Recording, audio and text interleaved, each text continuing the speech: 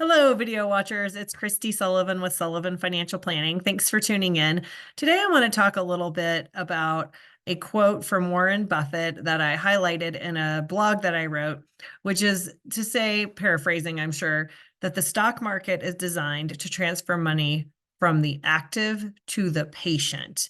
And what he's trying to get at cleverly here is that people who buy and hold typically do better than people who are active and trade a whole bunch of stocks often. So that idea has resonated. This is where we have the argument about even in mutual funds, active mutual fund trading within the fund versus passive trade investing just to follow an index and holding on to the whole index for the long term without really deciding whether or not it's a good idea or a good price to buy a stock at a certain time. You just buy the index. That's passive investing. Investors who trade a lot of mutual funds, so you can say, well, I'm a passive investor, I buy index funds. But if you buy and sell the funds themselves often, in anticipation of an election that you don't think is going to go your way, because you're worried about a recession, because you think Nvidia is going to go to a new high, so you're going to buy a NASDAQ index fund even more. All those reasons for people to hop in and out of the markets, studies have shown that people who trade more make less over time. So it really is the hands-off investor who A, saves time and brain damage, and B, performs better over time.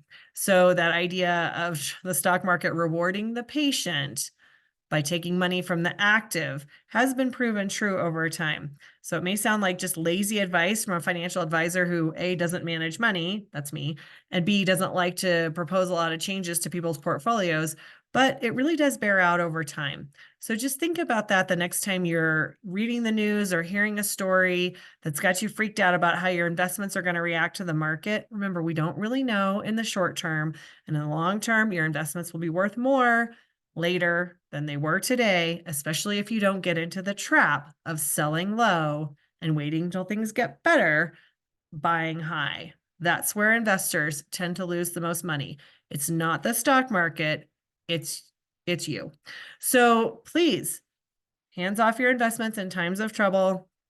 Just ignore, go out and pull some weeds or do whatever it is that makes you zen and let those investments go. Better days will be ahead.